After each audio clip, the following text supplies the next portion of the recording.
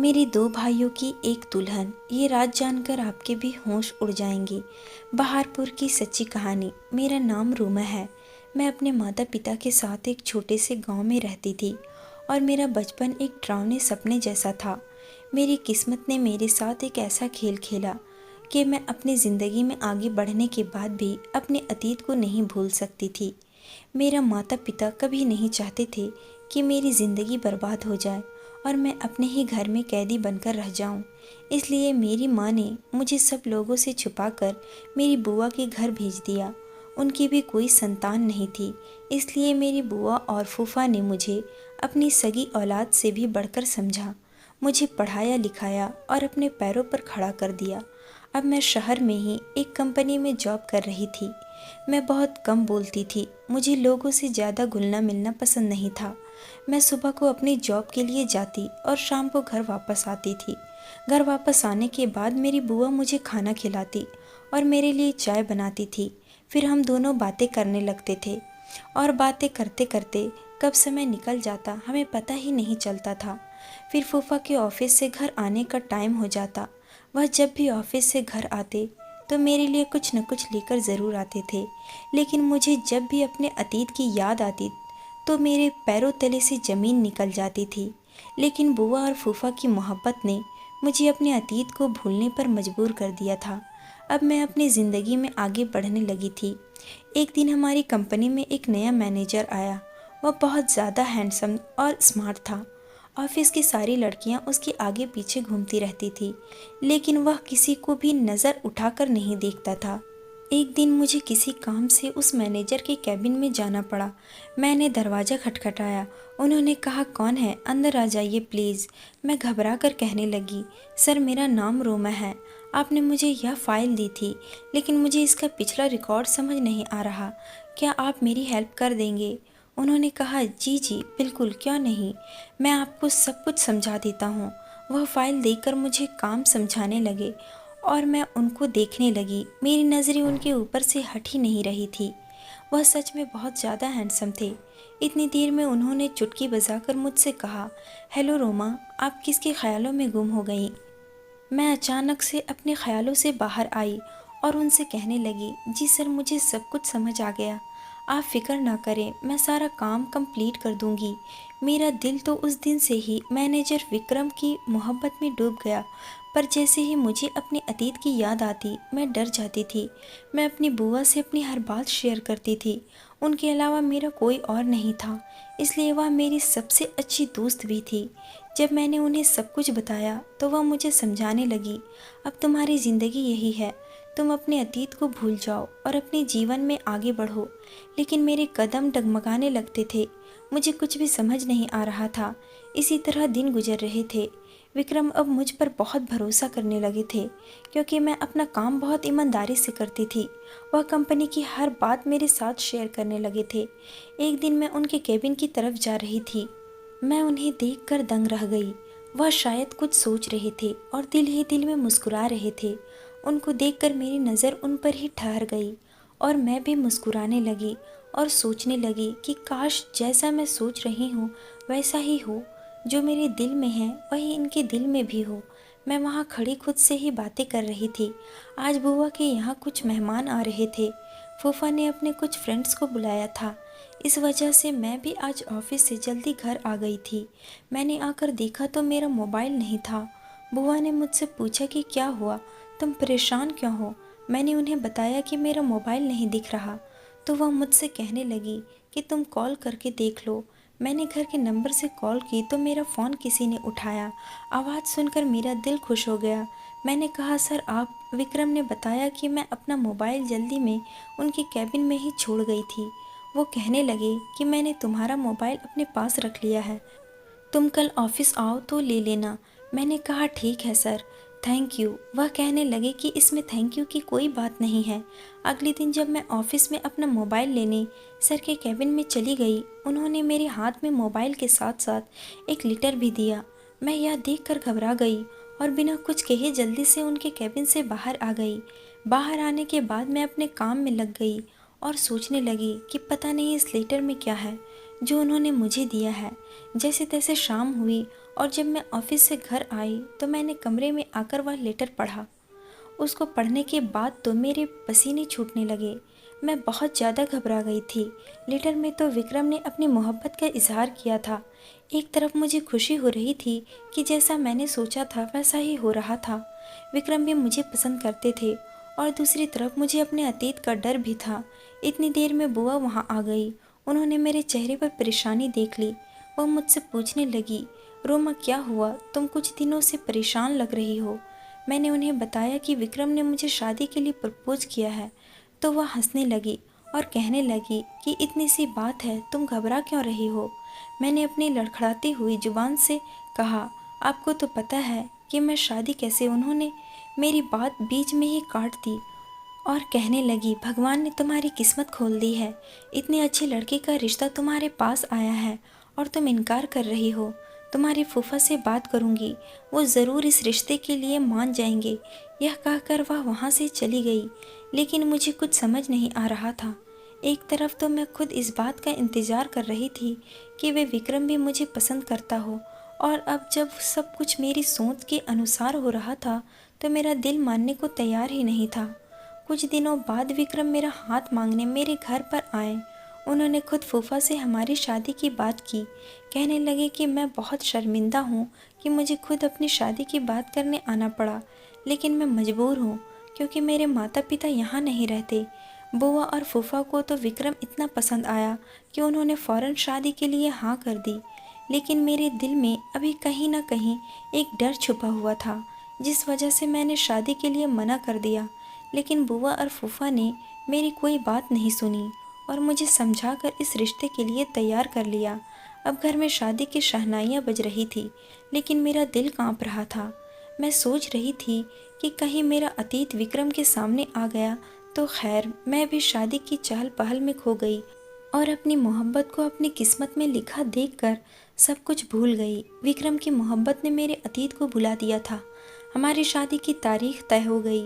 मेरी और विक्रम की इस तरह अचानक शादी हो जाएगी, मैंने सोचा भी नहीं था।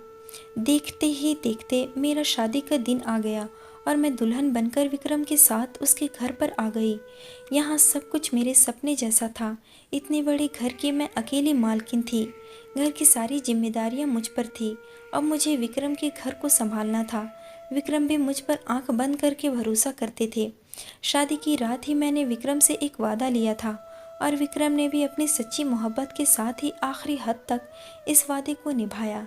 मैं सोच नहीं सकती थी कि मेरी ज़िंदगी में ऐसा भी मोड़ आएगा कि विक्रम और मेरी मोहब्बत कमज़ोर पड़ जाएगी। विक्रम और मैं अपनी ज़िंदगी में बहुत खुश थे। एक रात जब हम खाना खा रहे थे तो विक्रम ने मुझसे कहा, रोमा, कंपनी की तरफ से मुझे 2 महीने की छुट्टी मिली है। हम कहीं घूमने चलते हैं। बताओ तुम कहाँ जाना पसंद करोगी। यह बात सुनकर मुझे बहुत खुशी हुई थी।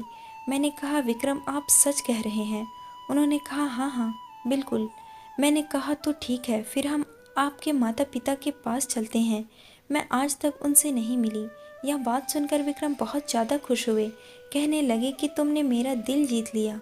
उन्होंने मुझे बताया कि वह गांव में रहते हैं और वह बहुत अच्छे हैं। मुझे पढ़ने लिखने का बहुत शौक़ था, इसलिए उन्होंने बचपन में ही मुझे पढ़ने के लिए शहर भेज दिया था। मुझे भी बहुत समय हो गया उनसे मिले हुए, लेकिन मेरी उनसे फ़ोन पर बात होती रहती है। हमारी शादी के बारे में भी मैंने उन्हें फ़ोन पर ही बताया था और वह सुनकर बहुत खुश हुए और अब वह हम दोनों को देखकर बहुत खुश हो जाएंगे। मैंने पैकिंग करनी शुरू कर दी और विक्रम ने ट्रेन की टिकट करा ली। अगले दिन जब मैं उठी तो किसी ने दरवाज़ा खटखटाया। मैंने जाकर दरवाज़ा खोला तो बाहर एक आदमी खड़ा था। उसने मुझसे कहा कि यह टिकट है, विक्रम सर ने भेजी है। मैंने उससे टिकट ली और अंदर आ गई। जब मैंने वो टिकट देखी तो मेरी आंखें फटी की फटी रह गई। मैं बहुत ज़्यादा घबराने लगी। इतनी देर में विक्रम आ गए। वह मुझे देखकर बोले कि रोमा कहाँ गुम हो गई, सब ठीक तो है। मैंने उनसे कहा कि हाँ, सब कुछ ठीक है। मैं अपने चेहरे के पसीने साफ करते हुए उनसे बोली, विक्रम, हम कुछ दिनों बाद नहीं चल सकते। अभी मेरी तबीयत कुछ ठीक नहीं लग रही। विक्रम मेरे लिए परेशान हो गए और मुझसे कहने लगे कि चलो हम डॉक्टर के पास चलते हैं। मैंने कहा कि नहीं, बस थोड़ी सी थकान महसूस हो रही है, आराम करूँगी तो ठीक हो जाऊँगी। विक्रम ने मेरे लिए चाय बनाई और मुझे दवाई दी। मैं अपने कमरे में जाकर आराम करने लगी। मैं सोच में पड़ गई थी। मेरे दिमाग में हज़ारों सवाल चल रहे थे। मैंने बुआ का नंबर लगाया तो बुआ का नंबर नहीं लग रहा था। अब मैं सोच रही थी कि मैं विक्रम को कैसे मना करूँगी। आखिर मैंने ही उसे कहा था कि हम तुम्हारे माता पिता से मिलने चलते हैं। फिर मैंने सोचा कि हो सकता है जैसा मैं सोच रही हूँ वैसा कुछ नहीं हो सकता है, यह सब मेरा वहम हो। मैंने जाने के लिए पैकिंग शुरू कर दी। विक्रम बहुत ज़्यादा खुश थे, लेकिन मेरा दिल पूरे रास्ते परेशान रहा। कुछ समझ नहीं आ रहा था कि मैं विक्रम को कैसे बताऊं। ट्रेन का यह सफ़र मुझे किसी मंजिल तक ले जाएगा, मुझे नहीं पता था। मैं नहीं जानती थी अब यह सफ़र कहाँ ख़त्म होगा। जैसे ही ट्रेन रुकी और हम ट्रेन से उतरे, मेरी आंखों के सामने अंधेरा छा गया और मुझे चक्कर आने लगे। विक्रम ने मुझे संभाला और वहीं स्टेशन पर ही बैठा दिया। उसने मुझे जूस पिलाया और कहने लगे, तुम्हारी वाकई तबीयत ठीक नहीं है, मुझे तुम्हारी बात मान लेनी चाहिए थी और कुछ दिन रुक जाना चाहिए था, लेकिन फिर मुझे छुट्टी नहीं मिल पाती। मैंने कहा ऐसी कोई बात नहीं है, मैं ठीक हूँ। मैंने बहुत मुश्किल से खुद को समझाया।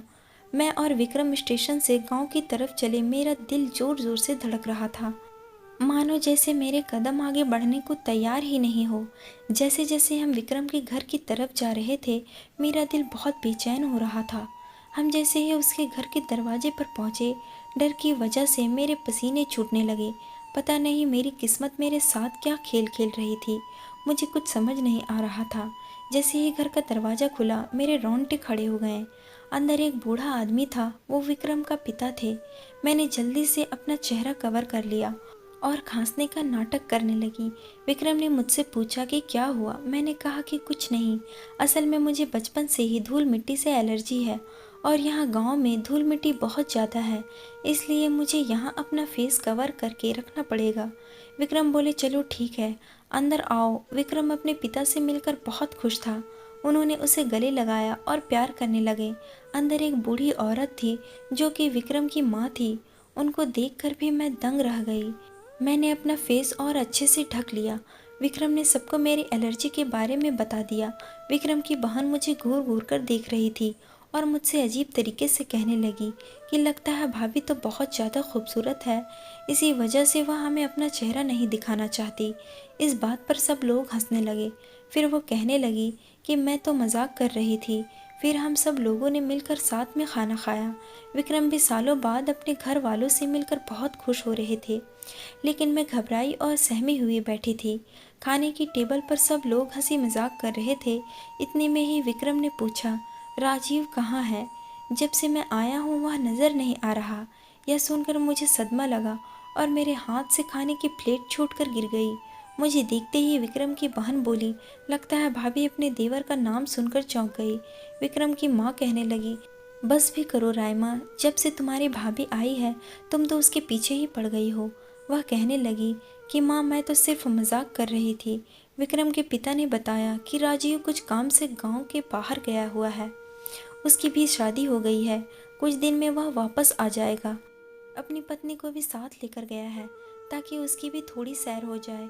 खाना खाने के बाद मैं अपने कमरे में आ गई और अपने चेहरे से अपना मास्क हटा दिया। अपने आप को आईने में देखने लगी। मेरे दिमाग में बहुत सारे सवाल आ रहे थे। मेरे अंदर अजीब सी बेचैनी हो रही थी। इतनी देर में किसी ने दरवाज़ा खटखटाया। मैंने जल्दी से अपना मास्क लगा लिया।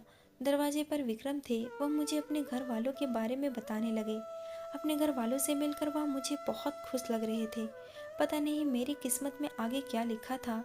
मैं उनको कुछ बता भी नहीं सकती थी क्योंकि मैं विक्रम को खोने से डरती थी। मैं सोच रही थी कि विक्रम सब जानने के बाद कहीं मुझे छोड़ न दे। मैं ज़्यादातर अपने कमरे में ही रहती थी और सबको खास कर दिखाती थी ताकि कोई मेरा चेहरा देखने की जिद ना करे। राजीव भी आज वापस आने वाला था। यही सोच सोच कर मेरा दिल घबरा रहा था।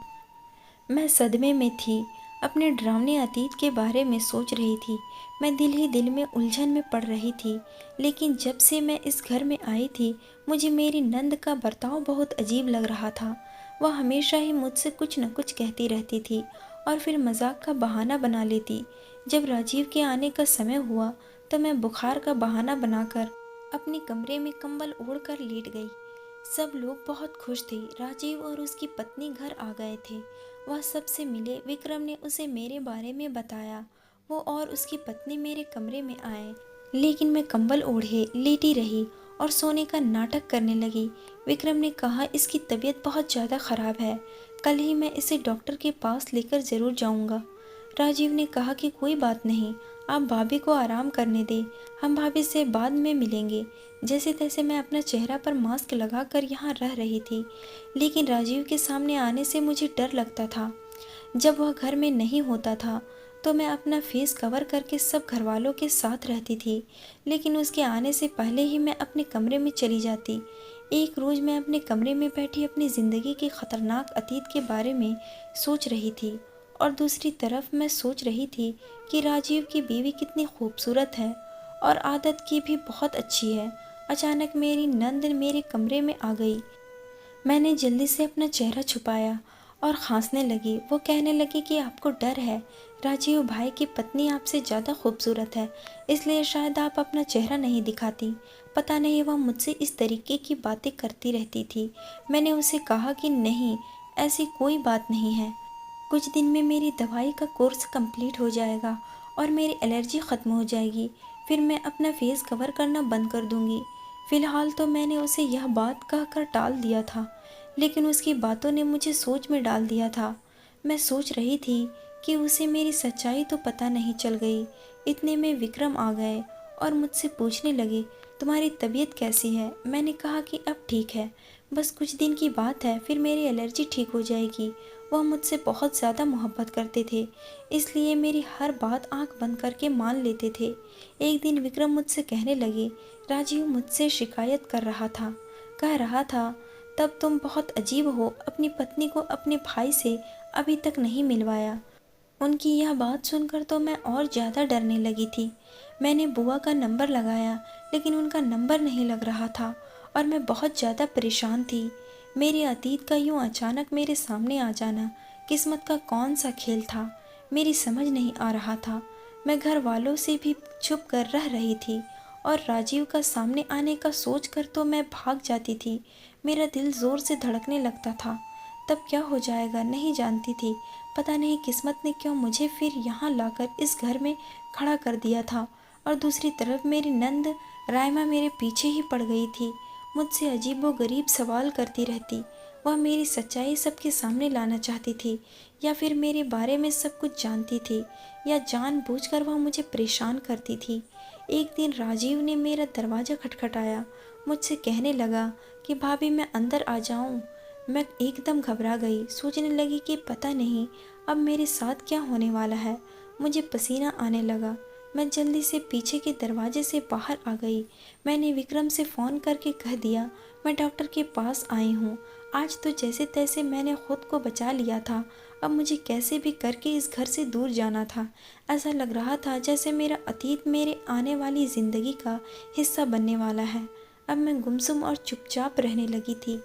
मैं विक्रम से कहती थी कि प्लीज़ यहाँ से वापस चलो, यहाँ मेरा दम घुटने लगा, यहाँ मेरी तबीयत ठीक नहीं रहती, यहाँ पर मुझे बहुत ज़्यादा बेचैनी होती है, मेरा दिल नहीं लगता, यहाँ मैं बहुत ज़्यादा परेशान थी। विक्रम ये देखकर घबरा गए। सालों बाद कैसे मैं अपने होश खो बैठी थी। मैं बहुत मुश्किल से अपने आप को संभाल रही थी। एक दिन अचानक ही मेरे सामने राजीव आ गया। वह मुझे देखते ही घूरने लगा, लेकिन मैंने अपना फेस कवर किया हुआ था। कुछ देर तक तो वह मुझे ऐसे ही देखता रहा, फिर उसने मेरी तबीयत का पूछा। मैंने बस हाँ में सर हिला दिया, तो वह भी वहाँ से बिना कुछ कहे चला गया। मैंने जल्दी से अपना सामान पैक किया और विक्रम को बिना कुछ बताए वहाँ से जाने लगी। जैसे ही मैं दरवाजे पर पहुँची तो मेरी नंद ने मेरा हाथ पकड़कर मुझे घर के अंदर ले लिया। मैं नज़रें और सर झुकाए खड़ी थी। घर के बाकी लोग भी वहीं पर थे। ऐसा लग रहा था कि मैं एक मुजरिम हूँ। रायमा कहने लगी, मेरे दोनों भाइयों की एक ही दुल्हन, इसकी क्या वजह थी? यह जानकर आपके होश उड़ जाएंगे। उसकी बात सुनकर मैं चीख पड़ी और कहने लगी कि नहीं, ऐसा कुछ नहीं है, यह झूठ बोल रही है। विक्रम ने मेरे मुंह पर थप्पड़ मारा। मैं रोने लगी थी। मैं किस्मत के हाथों मजबूर थी, क्योंकि अब मेरा सच सबके सामने आने वाला था। विक्रम ने कहा, ये क्या कह रही है? आखिर सच क्या है? इसकी बात का क्या मतलब है? मैं सिसकियों के साथ रोने लगी और मैंने अपने चेहरे से मास्क हटा दिया। मैं राजीव की तरफ देखने लगी। मैं सोच रही थी कि राजीव मेरी सफाई में सब कुछ सच बताएगा, लेकिन उसकी झुकी नज़र देखकर मैं समझ गई थी, क्योंकि उसका झुका सर और झुकी हुई नज़रें इस बात को बयान कर रही थी कि मेरा ही कसूर है। मैंने विक्रम से कहा कि मैं इन सब की अकेली जिम्मेदार नहीं हूँ।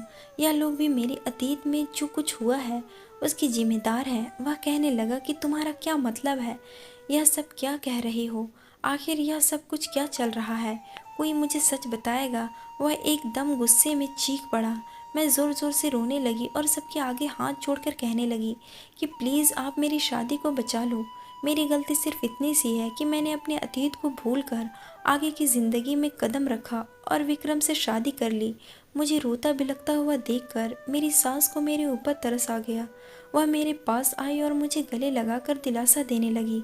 और विक्रम जब मेरा सारा सच बताने लगी और कहने लगी कि ये लड़की सच कह रही है, सालों पहले जब हमने तुम्हें शहर भेज दिया था, इस गांव में एक अजीब सी दस्तूर था। माता पिता अपने बच्चों की बचपन में ही शादियां करा देती थे। खास करके लड़कियों के माता पिता अपने सर के बोझ को कम करने के लिए अपनी बेटी की शादी बचपन में ही कर देते थे। इस लड़की की और राजीव की बचपन में ही शादी कर दी गई थी। लेकिन जब बच्चे जवान होते हैं तो वह इस बचपन की शादी को मानने से इनकार कर दिया करते हैं। अगर उनके माता पिता उनसे जोर जबरदस्ती करती हैं तो वह तंग आकर घर छोड़कर चले जाते थे या फिर अपनी पत्नी को तलाक दे देते थे। वह बताने लगी कि इसी तरह राजीव और रोमा के साथ भी किस्मत ने यही खेल खेला। इनका भी बचपन बर्बाद हो गया, लेकिन राजीव ने घर से भागकर अपनी पसंद की लड़की से शादी कर ली और यह बेचारी किस्मत की मारी राजीव का इंतजार करती रही। गांव वालों ने इसको ताने दे देकर इसका जीना हराम कर रखा था। यहाँ तक इसके खुद के घर वालों ने और रिश्तेदार ने भी इसका साथ नहीं दिया और यह यहाँ हमारे घर आ गई, लेकिन हमारे यहाँ भी इनको चैन से जीने नहीं दिया।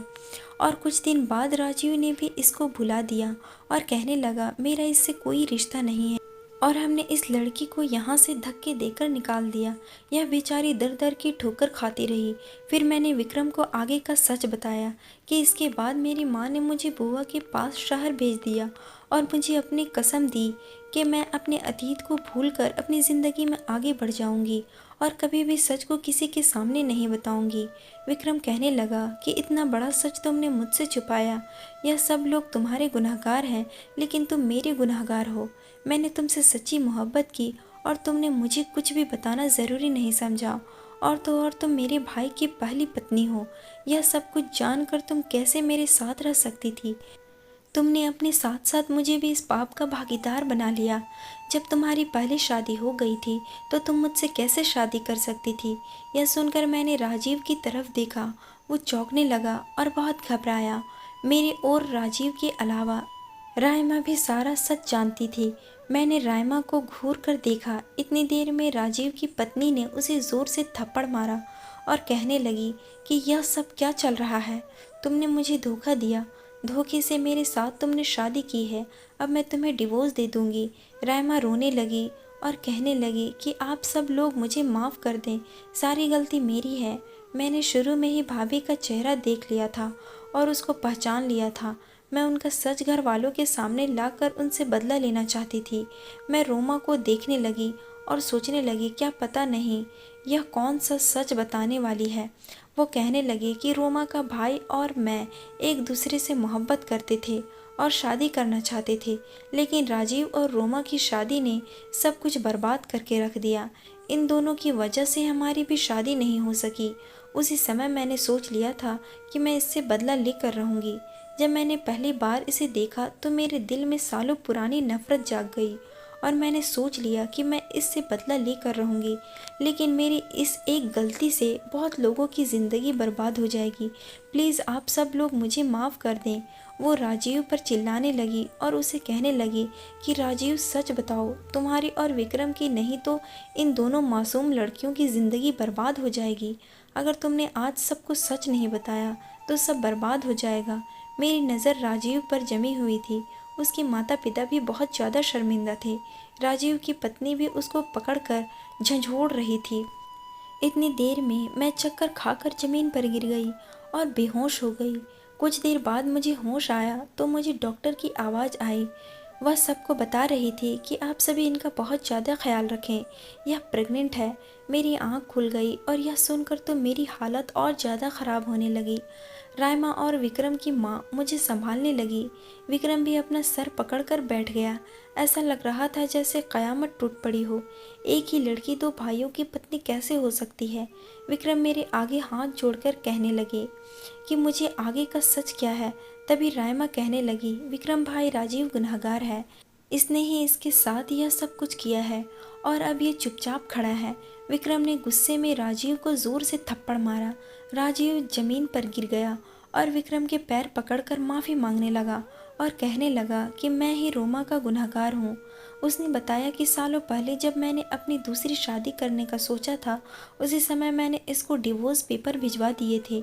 अब यह मेरी पत्नी नहीं है, यह आपकी पत्नी है और यह बच्चा भी आपका ही है। बस किस्मत ने हमारे साथ यह खेल खेला है। मुझे और रोमा को इस पाप से बचा लिया। राजीव ने मुझसे भी मेरे पैर पकड़कर माफ़ी मांगी और उसके माता पिता ने भी अपनी गलती का एहसास करके मुझसे माफ़ी मांगी। मैं बराबर रो रही थी। विक्रम के दिल में मेरी मोहब्बत जाग गई थी। वह भी जान चुका था कि सब में मेरी कोई गलती नहीं थी। मैंने तो सिर्फ अपनी माँ की कसम की खातिर सब कुछ छुपाया था। मेरा और राजीव के बीच में अब कोई भी रिश्ता बाकी नहीं रहा था।